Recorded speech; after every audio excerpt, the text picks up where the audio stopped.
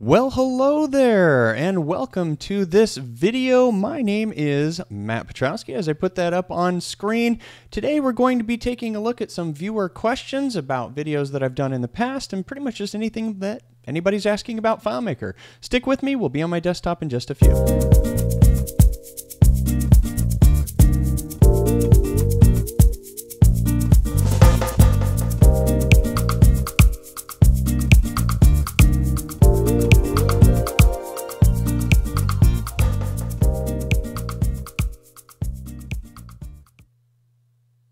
All right, so what do we have for today? Well, today is going to be our question day. I'll be switching to the chat in just a moment here, but when I had mentioned for those that watch these videos live in the previous recording, I had mentioned that we'd be doing questions, and I had a couple of questions that came in response to a few things, so I'm going to start off with those, then we will jump to the chat and take a look over there. So let me open up a folder here of my questions. Now, one of them actually, I'll switch to the chat really quickly here. Let me see right there if I've got that. Is that working? I'm trying to switch over to my video chat here. There we go. Let me bring up, because I know that it was just posted in the chat, and we'll make it right there. So, Osteen, I believe that's how you pronounce it, hopefully. Hi, to display a list of content from related fields in a one-to-many. We'll get to that one. This resulted in Unscored. Well, Osteen had sent me a file via email, and that's what we're going to look at. I don't know if it's the same as this question right there, but I wanted to address the one that he sent in email, and then I'll come back to these and read them. So we'll hide that. And we'll go back to the desktop, and I will open the file that he had sent, which is, I already have them in FileMaker. We will go to that. So contacts. Now, I'm not going to show his actual file because it had data within it. But here was the question. Thanks for the great lessons. I have a question from FileMaker Go's Getting Started solution. The layout part of the sub-summary, when sorted by the sort list key, is very fine and dandy, but the field is an unstored calculated field. This was a great question. It says, an unstored field to sort is killing my solution that is hosted on FileMaker server across the internet. And yeah, that's probably the case, and we're going to see why.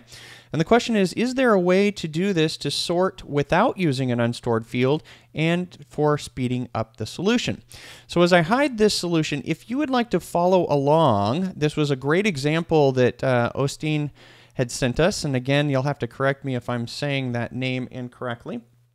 We can go up to FileMaker Advanced, and we can choose the Get Started option if you'd like to follow along with our example here, because he is working with one of FileMaker's starter samples, which is really good.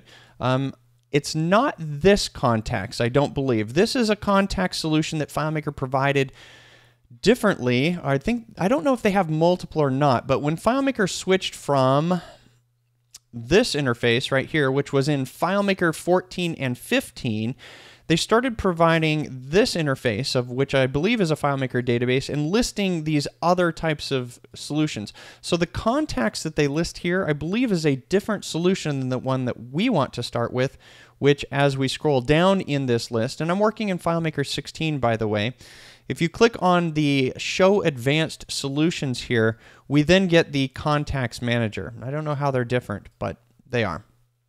And what we end up with is this database right here, which since I'm not going to show Osteen's original, because he has data in that, we can still take a look at what the problem is. In fact, let me go through, create this started so that you can see, because I've already modified this one. Let's take a look at there it is, see advanced. We'll click contacts, we'll click choose, and we will say FileMakers here and create that. And it'll open up and we can see what's going on. So we're going to go into the contact list on this solution, and it's really pretty simple. When we go into the layout mode, what we're talking about, or the issue that Osteen's hitting here, is FileMaker has chosen, well, not FileMaker, but FileMaker, they usually go out to the to their marketplace. They know of developers that develop for all of the different consulting agencies, and they develop solutions for the FileMaker Starter solutions typically. I don't believe all FileMaker Starter solutions are developed in-house. In fact, I know they're not because in the past, I have developed some of them myself, but not in recent years, not for the past 4 or 5 years. So when we double-click this sub-summary part, our biggest concern is that when we are doing any type of operation in FileMaker based on unstored calculated fields, we know that FileMaker has to do a lot of work. And in particular, the way that this has been implemented, it's using a FileMaker trick that attempts to consolidate a lot of options down into one option. And by that, I mean that the developer of this solution chose to use one single sub-summary and to sort that sub-summary based on this field right here called sort list key. Now, sort list key is an unstored calculated field that we will see has to be unstored because it's referencing other fields using FileMaker's get field function. In other words, the developer of this solution was trying to be creative and use some of the current day tricks, which there's nothing wrong with that when you know that the database is only going to be used locally. But if it's going to be used out over the internet or the wide area network, you will get some slowdown. So the way that you troubleshoot this is we take a look at first sort list key. We can see that it's sub-summary sorted by. So we're going to go into the defined database and we're going to go look at that sort list key, and it's right there. We can see quite clearly that it is, in fact, an unstored calculated field, and it's using FileMaker's get field function. Now let's talk about the get field and what it does. Get field simply takes the name of a field and then goes and gets whatever value is in that field. So what's being provided to this particular unstored function? Well, it's whatever is made in the sort selection. Well, let's go look at the sort selection field. We go look at that, and it's just conveniently right above it, but we can see that without naming conventions, it's very difficult to decipher which is a global versus not, hence is why I like to make all of my global fields all caps. I can instantly see within the list of fields what is or isn't, but here my only indication is that it's a global field right there. Now, what is that global field? That global field is this field right here on the user interface. So we know why the decision was made to make this a global field. Because if client A is connected and they choose a sort selection based on group, and client B is logged into FileMaker Server and they choose to sort on a different field, great, we want to use that global field. But the problem is, as soon as you use a global field in any calculation, that calculation by default must be unstored. And because of that, they are paying the consequence of choosing to use that unstored calculated field on the sub-summary. So you're going to have that performance hit or that penalty because you're working with the unstored field. Now, the creative aspect of this is good to know, because what it does is if we look at the sort selection when we're in browse mode here, we can see that we have multiple options to choose to sort from. We can sort based on the contact name, the company name, the job title, and this looks wonderful in the user interface. I can choose on group and it will sort by group. I can choose on job title and it'll sort on job title. Now, how do we see what each sort is resulting in? The great thing with FileMaker is you can always go into sort mode after a sort has been performed and look at what that sort was. So watch this. I will choose contact name, and now I'm going to hit Command or Control S.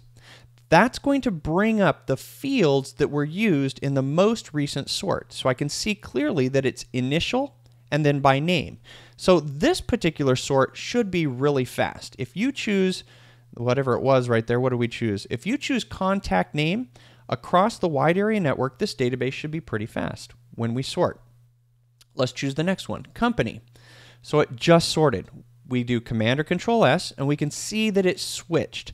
The sort went from using two indexed fields. One was initial, probably indexed, hopefully, and the other one was name. Now we're using the sort list key, and we can see what's going on here in terms of the trickiness of what's trying to be done here. This sort list key, when we look at this and we see that the value list or the field is being sorted based on a custom order based on the value list of group. So when are the times that we're trying to do that? Well, we need to go look at the value list of group. So we go out of FileMaker, we go to our Manage, we go to our Value Lists, we go look at Group, and we can see what's going on. The attempt here on this database is if I'm going to sort, and I'm going to sort based on a value list, that means that FileMaker's value list is controlling the order in which things are going to be presented. So the intention here was to sort these items with personal coming first, professional next, then family, then friends. So the question becomes, do I really need to see things in this particular order? Do I really need to have this creative aspect be on the database? Or do I just want things to perform well, be quick, and get my results? If you don't care if personal comes first in front of professional and then family and friend, and in fact, most of the time, you're just doing a filter on the list. You're doing a find where you find just personal versus just professional. There's a much better approach to sorting in this particular database. So let's look at that. Here is the solution. When we go into this particular database, and it's not completely wired up, we're going to see a much different look. So I'll go into layout mode over here, and we've got the trick. We're sorting on the sub-summary based on an unstored field, referencing other fields based on a selection of a pop-up menu. So creative, but not effective. We go over here, we go into layout mode, and here is our solution. The solution is for however many different items that you're going to sort on. And we can see how many there are. Let's go into browse mode. We'll go up to the top. There they are. Those are the numbers. 1, 2, 3, 4, 5, 6. So there are only 6 fields that are possibly being sorted on this contact database. There is nothing that says that you can't have 6 sub-summary parts. In fact, when we go into layout mode, in FileMaker's layouts, you can have a maximum of 2 sub-summary parts for each given field. That means I could fill up this entire layout with all kinds of sub-summary parts. I could have 10 different sub-summary parts on 10 different fields, and I can do that twice. So I could have 20 sub-summary parts here. And the key is a sub-summary part is only going to show when the database is sorted on that piece of criteria, and it's not limited by the numbers of pieces of criteria. So for example, when we look up at the top here, this first sub-summary, this first one is specified to sort based on initial. Then we have their sort list key, which is based on that. Then we have, I've put one in here based on the first name, and I have one based on the company, etc. So that first sort that we saw, when we go into browse mode, and if we were to choose the contact name, when it sorts based on the initial and the name, and we sort that, I was based on the first name here. We'll change this one to name. Just go to name right there. We'll save that. That means that these 2 parts, because those are both fields used for the sort, will show up. But none of the rest of these sub-summaries will show up unless the field that you have specified for the sub-summary is part of your sort criteria. So again, you can have 20 different sub-summaries on the layout, all the same size, all designed the same way, so that the user never knows the difference when they're sorting, but this is the ideal way to sort this database if you want performance, not the creative little trick that we have over here that's been done in the FileMaker solution. So I hope that answers the question. You're going to have to wire things up. I won't be able to walk through this, but as we go to browse mode and we sort this by contact name, you can see that it is showing both summaries. This is the sub-summary for the initial, and this is the sub-summary for the name. And so that's the trick right there. That's your solution to this particular database. Here's the last thing I'll leave you with for this particular solution. The easiest way to add these parts, in the past, I have shown you how to drag a layout part into an area. Now, that's a lot more difficult to anticipate and then resize where you want to place these things. So I could get another sub-summary within here. That's going to be a problem because the size isn't going to be the same. The easier way to add a sub-summary here is to simply right-click on the layout and choose the Part Setup dialog box. With that, we're able to add a sub-summary and arrange it wherever we want it prior to, actually showing up on the layout. We just click the Create. We say we want a new sub-summary. We want that summary to be based on, I think I took the first name out, so we'll go ahead and make that one. As soon as we click OK, we're going to get a prompt where it says this part can be printed above or below the records. Now, when it states this, it's basically saying, do you want this above the body part or do you want it below the body part? And this really deals with printing. For anything that we're doing in the user interface, typically what you're going to choose is the print above option, because you're typically using that for the purpose of viewing, and it's a header above the records that are going to show below it. So I would click print above. It's going to add the part there at the bottom of all of the sub-summaries, but of course, while I'm here, if I want that to be first, let's say just underneath initial, I can drag it as such, click done, and it's right there. Then in order to resize this, I'm going to select the part. And then, of course, when I'm zoomed out with my inspector, I can now forcibly give this whatever size I want by specifying the height. So if I wanted this to be a larger size, like 80 points, there we go. That's probably the best way to add a lot of sub-summary parts to a layout that's going to need to output and do a lot of things. Now, of course, in this solution, Osteen and others, you are going to have to modify the script and take out this sort list key, unsorted key, and you're going to have to modify the script that's triggered when you make a selection from the pop-up right there. And that is our first question for today, and I hope that has given you the information that helps out. So let's switch over to our video chat, see what else came in here in terms of questions. All right. I'll scroll up here and we will get to some of our questions. Let's see, lesson 6, layout mode. Someone offered up using Affinity Designer to do what Sketch could do. I was unable to figure out how to use Affinity. So let me bring up Affinity Designer. I have not used this application myself much. And hopefully this doesn't... we'll switch to my desktop here as it loads. So basically, Affinity Designer, for those of you that don't know, Affinity Designer is a vector program. I would have to create a vector in this, but I'm going to look at the export options. Let's create a new document here. Print whatever, sure, 8.5 by 11. I would be able to draw a couple of, let's say a line. There we go. And let's see if the export option provides the same thing. All right, so when you export for FileMaker, what you're interested in most all of the time, if you're using this for an icon, is SVG as your option.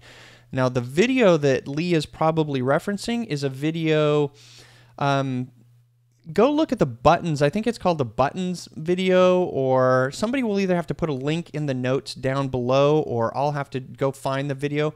I was showing how I use a program called Sketch, which with an add-in plugin called SVGO compressor will output a SVG that will be immediately useful within FileMaker. And it just turns out that I don't use Affinity Designer in order to do that, mostly because of that plugin that is available with Sketch. And Sketch, having it just basically output ready for me to import right into FileMaker, that's a big advantage when I'm doing a lot of design work. Here, I don't know what plugins they support, but you are able to export a SVG file and then modify that for use within FileMaker. And again, I'll have to refer you to that video. So we'll close out of Affinity Designer there, and hopefully that answers the question there. All right, we'll switch over here. Maybe OP could post a step-by-step on how to create an SVG in it. Yeah, Lee, if you do have Affinity Designer, you'll simply just go to that. When you go to export and then you click on that SVG, that's how you would get it out. I think that's the best I can do for right now. Let's see. To display a list of content from related fields in a one-to-many relationship, one can use a calculation and the list function. This will result in an unstored field. Is it possible to make this a stored field and trigger an update if additional related records are created? Good question. All right, so the question here across these two basically boils down to, the way I'm interpreting it, it boils down to if something's going to result, if I'm using a calculation and that calculation ends up being an unstored calculation, is there a way to make this so that it will perform better so that we can have this be a stored value? But when we're referencing related values, FileMaker doesn't always update the value in a field if that value is an auto-enter field based on the addition of additional related records. So I guess the premise here would be we have an invoice. And that invoice has looked up all of the different products. So we have a list of all of the products in a field. And it may be for the reason of being able to have all of their key values or being able to export them or what have you. But there's many ways to add related records. So let's say a user is able to go directly to the line items table for some reason. Not something you'd necessarily do, but let's say they do, and they add new records that become related to that invoice. Now, the only thing that we have in FileMaker that allows us to cause something to happen automatically to fields or anything, other than when a field that's referenced in the auto enter is a script trigger. That's really the only way that we can do that. So, in this scenario, with this particular question, my solution would be to probably use an on-record load trigger. And that on-record load trigger would mean that each time that you land on a given record, you do some checks. And those checks might be, look at the contents of the field that is normally an auto-enter field that if related records have been added, if that doesn't match the current set of related records, let's say you do a value count of there were 8 related records, 8 related line items to that invoice. And when you land on the record, the script trigger says, look at the true count of the related records. If it's different, if there's 9 of them, then you need to update that field. And you do that as a result of the user moving through the user interface. And that's where script triggers come into play. There's 2 things that we have within FileMaker. One of them is we can try to put into our data structure automatic routines that happen based on changes within the data. Now, the downside to doing that when we use a lot of auto enters is that when we import data, if we have a lot of frequent imports, then those imports have to abide by the rules that you set out in the auto enter calculations. So that's option number 1. Option number 2 is the user is using the solution, and as they use your FileMaker solution, you are able to take actions based on things that they do within the user interface. And that is all of our script triggers. So if the user moves from one record to another record, if the user changes from one view on a layout to another view, those are actions that we can take. And the advantage to script triggers is that you get to take actions on only those layouts where you choose to apply script triggers. But the downside to using a lot of script triggers is that if you don't know how to control them, they will quickly add up and they will become cumbersome. They will get in your way because every time that you go to this particular layout, that script trigger will fire unless you know how to tell it to be suppressed so that it doesn't fire under certain conditions. And hopefully that helps out with that particular question. All right, so we've got another question. What technique would you recommend for counting records with a certainly criteria is yes or not empty? Let's see. What technique would you recommend for counting records with a where certain criteria is yes and not empty. Is that two? You'll have to probably have to clarify on that, what's going on. Within FileMaker, the easiest way for me to show you on this with finding, and you can modify your find. Let's go into browse mode and go into contact details. And I'm just going to go into find mode. That's all I'm going to do here on this database. We are going to go to the view menu. We're going to go to find mode. And we will spend some time on this in another video focused on this. FileMaker's find is query by form. So whatever the form is and whatever fields are exposed, that's what you can make a query upon unless you script it. If you script the find, you can target any field, even those that are not on the active layout. So with this field selected, I get to choose all of these different possible operators. And if I wanted to find, you can see right here, this very first one says match the whole word or match empty. So if I simply just have a single equals sign within a field, that will find all records where the first name is empty. Now, if I'm scripting this, I can combine this search along with any other criteria, and that's simply a matter of making another request.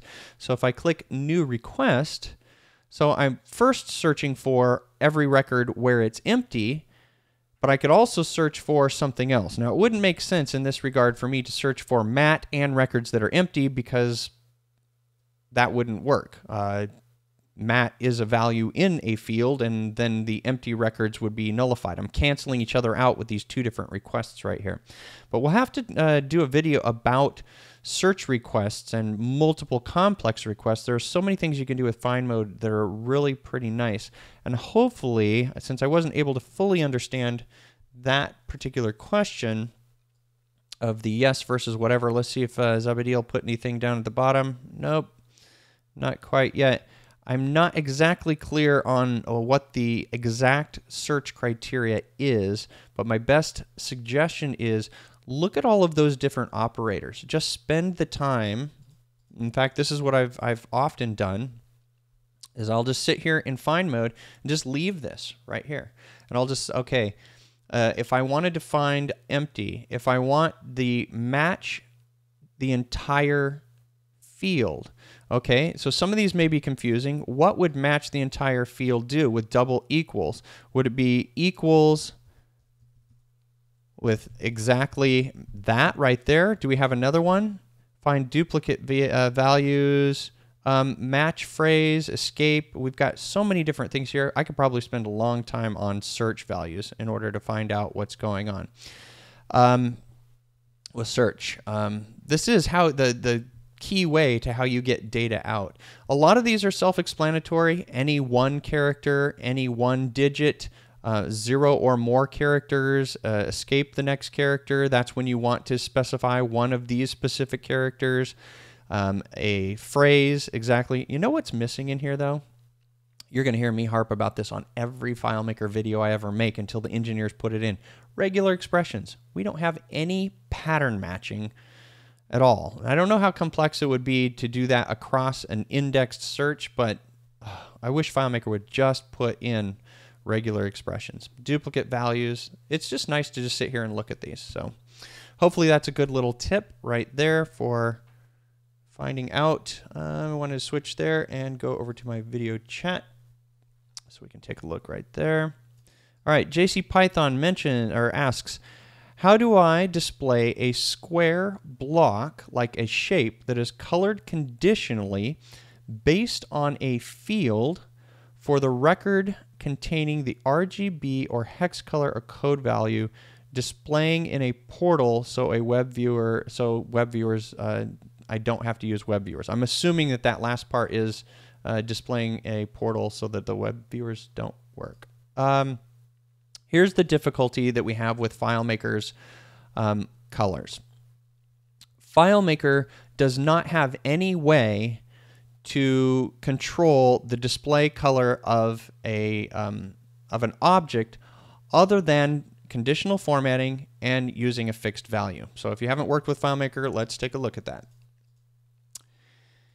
Here in this database, when we go into layout mode, if we want to conditionally show an object as a certain color, do we have conditional? We don't have conditional formatting on this object, on a text object, because the only place where we do have conditional formatting is fields, on text, and we do not have conditional formatting on any of our objects right here. So we have to use a text block, which we can drag out just like we do a rectangle, and we can simply give it a space character. So any invisible character will work when you want to display a given color. Now I'll make this a really small size right here. And I don't know, there goes my right click. Nope, I don't know why my right click is not working currently, but we will go to the format, and why is the conditional formatting not there? Contacts original, view, format. There it is, conditional. I'm just missing it, don't know why.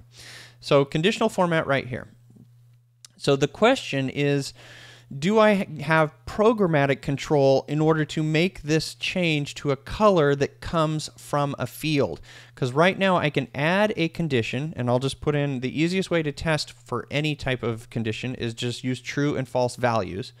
So in this case, I can set the fill color of this text block, because I can't use a regular rectangle. I can set it to any of the colors that I explicitly set. So I can set it to red, but there's nothing that allows me to change the color of this object based on a value from a field. We have to do something creative in order to make this work. It is possible, but this is, again, this is one of the reasons that I call FileMaker Workaround Pro. We always have to work around some of FileMaker's limitations. Doesn't mean it can't be done, but it's just something we have to think about.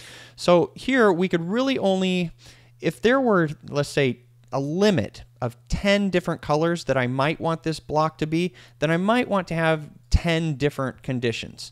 And true, true, true wouldn't work in this case, but for this one, if I also put true right here, and if I put true right here, this is a good thing to know about FileMaker. So we'll put true, and we'll put fill color of yellow, and then this one we'll put a fill color of green. So here I have a, the limit of the 10, it wouldn't bother me to have 10 of these settings. But if you want an arbitrary random color that truly is programmatic, we're going to have to solve it some other way. In here, it is important to know that this will sequentially apply, conditional formatting will sequentially apply all of the different settings until something is overridden. So for example, I have these values in line of true, true, and true, meaning all of these should be applied. I believe when we look at this, last one wins. Yeah, green, because I had specified red, then yellow, then green. So it works not only in the order of which things are arranged, but it only applies based on the settings. So for example, if I put in this second one, because they're all being applied, if for some reason I don't have any text in there, but we'll make that one bold, and we will put some text in here. Text. This is Play with FileMaker Day.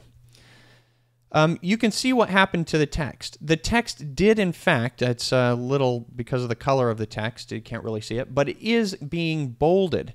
So not only is it that the last one in conditional formatting wins, but if there's nothing that overrides one before it, that still gets applied. So it's important to recognize when you are using conditional formatting that anything here does get applied as long as it's not overridden by one that comes after it. And you can, of course, drag these if you have them in a different order in terms of when and how you want them to apply. But let's look at the solution to the problem, or to the question. The question is, how can I use a value in a field? And I'm going to cheat here on this database. I am going to use the person name, and I'm going to put in a hex value in this one. I'm going to go CCC, CCC, which is a gray color. So if I want the user to be able to supply a color value, I have to find out a different way to creatively show that particular color value. It turns out that there's only one way in FileMaker that you can apply a color to something. And we're going to go into the defined database, and we are going to create a field called color block. And I'll zoom out a little bit here so I can create that field. It's going to be, in this case, a calculation field. And this, it can be, you can use an auto enter if you want it to be stored, but in this case, usually just for display, it can be unstored. So we create that, and we look at the one place where we have the ability to specify color for anything. And that is when we start to type in R, G, and B, we see that we have RGB values. Now, if we supplied the color of a hex color, we have to convert that hex color. There are custom functions that you can find over at Brian Dunning's website or FM Functions. You can find functions that will convert hex into RGB so that you can supply it with the values that you need. So let's say that something with CCC might be something like 150, 150, 150.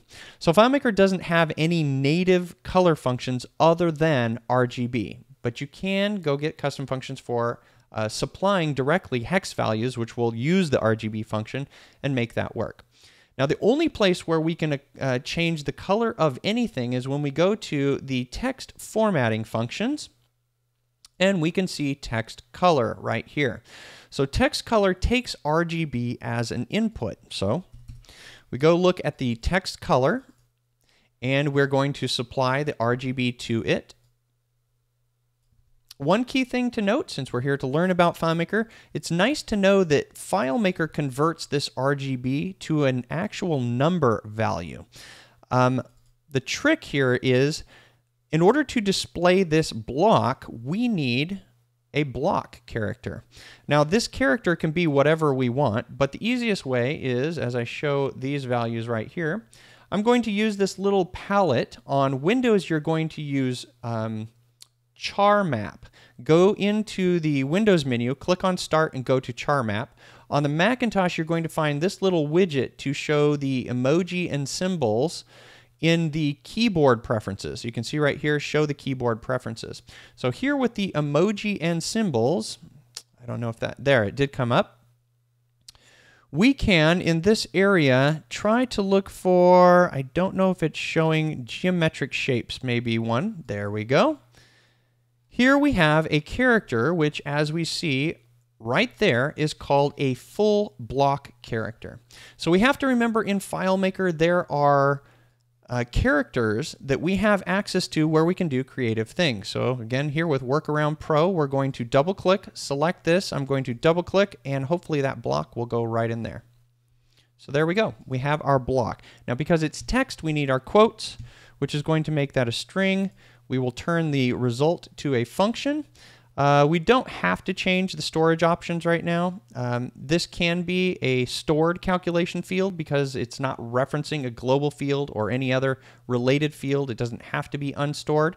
But for the purpose of refreshing and display, we want to check this because as soon as the user changes the hex value or the RGB value, whatever field it's coming from, we need this calculation to refresh in the interface. So we go take a look at the results here. We put our color block on screen. In fact, FileMaker did that for us. Down here, our color block field. And we take our color block field and we now do a little bit of magic with the inspector, which is we select here. We go to the appearance area. We go to our text and we choose to make this astronomically large, hoping that it will display our block. And we can see when we click into the field, it does. There are some settings that we need to do on this field. In particular, probably advanced graphic. We need to turn off all of the padding. Take that off. Actually go 0, 0, 0, and 0 so that we can see the text block. Let's go back into browse mode. Yeah, we're getting a little bit more of the block. You have to play around with it, but ultimately what we've done is we are doing a FileMaker trick in order to have a value that comes from a field. Now in this case, I've literally specified the RGB there directly in the function, but you should have the idea now that I would be able to have this specified within a field, convert it using a custom function into RGB, and then apply that RGB to a text character where I make that text character extra large so that I can display it as a field. Wow. Would you like to call that Workaround Pro for FileMaker? That is about the only way, other than using a web viewer, which web viewers will flash, in order to display text, or excuse me, a colored object within a FileMaker user interface. If you know of a different way, I'd be very interested in hearing that, and put it in the comments below. All right, we're at 40 minutes, so let's just see if we've got a few more questions here that I might be able to address. Hopefully I'm giving you lots of great content and things and solutions. Housekeeping. When you terminate the video, the discussions that carry on afterward are not kept. They're not stored. The chat that we have here isn't stored anywhere that I'm aware of. Could somehow keep the video part or post them to the bottom of the lesson. You know, anybody can do that if you want. You would be able to select everything here and copy it and paste that into the YouTube into a YouTube comment, but it definitely won't save the icons and all of the other things. You can also take a screenshot of it, but I don't know of a way that it will do that. All right, just highlight. Yep, we got the answer there. Can you completely separate data logic? So this will probably be, we'll have to get the rest of the questions down here. We'll have to do another day. I'll either save them or what have you. Can you, this will be my last probably, can you completely separate data logic without using a MySQL data source to store the data? Can you completely separate the data logic without using, okay. I don't know how, I mean, if you have your data stored in a MySQL, in a SQL data store, because it'll work with other SQL databases other than just MySQL. But within it, regardless of where the data is stored within FileMaker, it is possible to have a a dedicated FileMaker file for the purpose of the user interface, and then to have a separate file or point to a SQL source to where the data is stored. So in FileMaker, this is called the data separation model, and it really boils down to having two FileMaker files. You can have more than two, but one file is dedicated to your data storage.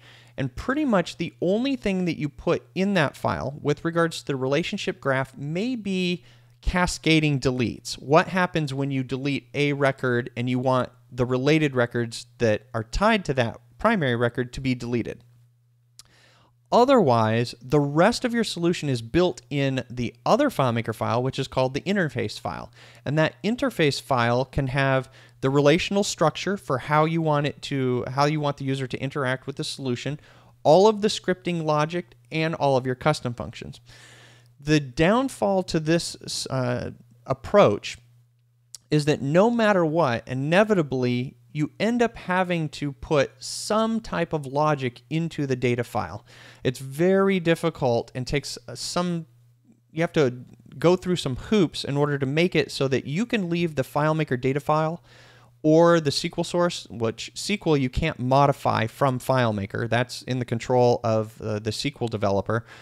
But all of that can be completely separate, and it's very difficult if you're doing just a FileMaker separation model, keeping that clean, meaning not putting any scripting logic and not putting in extra relationships in the data file. If you're doing it with FileMaker, it's very difficult to do, but it's possible to get pretty much close to 95%, I'd say. I've done it, and it's really pretty nice. The data separation model allows you to deploy your user interface file so that it's locally on the device. In other words, it can be on the computer or on the mobile device, and it simply just connects to the data file.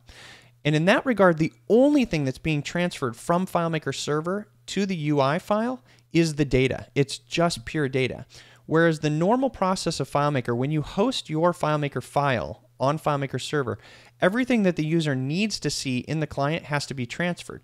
That means all of the layout objects, all of the data that's going to be displayed and preempted.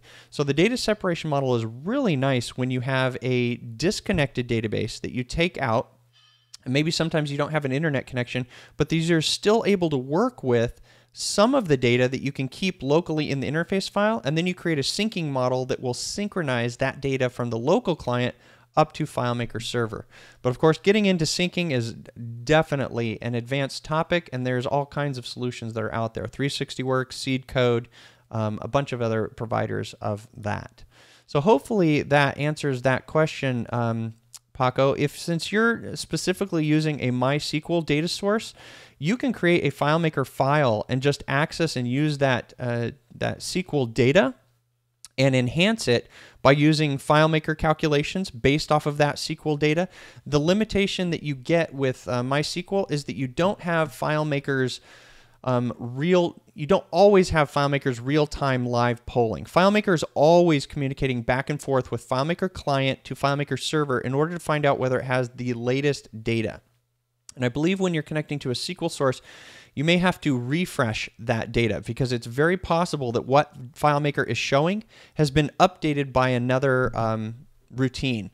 Say, for example, that SQL source is being hit by PHP and it's been changed. What the user's looking at in FileMaker connected to that same SQL source may not be the latest that is possible. You have to script in refreshes. It's very much like a stateless interaction of a web browser. When you use a web browser and you go connect to a website, that website retrieves the data from the SQL source, pulls it into the intermediary language, which is PHP, Python, Java, what have you, then renders it to the browser. Then it's usually stateless at that point in time. The data could have been updated in the background. You don't know. Only if the web developer is using something where it does implement state, which is usually JavaScript and WebSockets, and where you're doing polling. But we're getting way outside of FileMaker now when we're talking about that stuff. But hopefully that helped you out. You can use separate files if you're using FileMaker, and if you are using just a pure SQL source, your FileMaker file can be on the client local or it can be on FileMaker server. It doesn't have to be on FileMaker server when connecting to that data. Actually, you know, it does. On MySQL, you can't have it, on a SQL source, you can't have it separately connected, but you can use REST. And you can go query that data and pull it into the FileMaker database. But if you are using a SQL source, the file will probably have to be on FileMaker server and connected via drivers, typically ODBC or JDBC drivers. All right, so I hope that has we've got some answers to some questions, and hopefully that has given you guys a lot to think about. We've gone through a number of things in here. Again, if you like this format, if you like the questions, if you like the answers, then feel free to send me the questions that you have at editor@filemakermagazine.com. I'm happy to get to them when I can, and I like doing this on at least one of the days out of all of the days where we're doing our FileMaker learning. So I think that's going to bring today to a wrap, and we will head on out of this video. Remember to check out FileMakerThemes.com, and up above you've got the FileMakerMagazine.com. Thank you for those of you that are subscribing as a result of the YouTube videos. Of course, if you'd like to subscribe and be notified via YouTube, you can do that right here, and the next video that we come up with will show up right there. So much luck to you with your FileMaker development, and until next time, happy FileMaking.